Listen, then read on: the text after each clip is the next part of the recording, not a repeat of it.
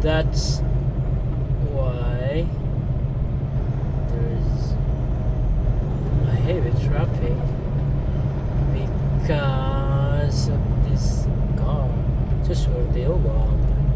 Plata na sorry, buto ang ligid o gibaril. Nagkabanggaan ang duwa, brad. Nadamay pa yung ano. Nadamay pa itong sports car. Sayang, ganda. Sus, ngayon matay delikado no, na kalit lang bangga si mo, ha. Kaya nadamay pa doon, nabangga mo tulis nakabuhok ng karambola.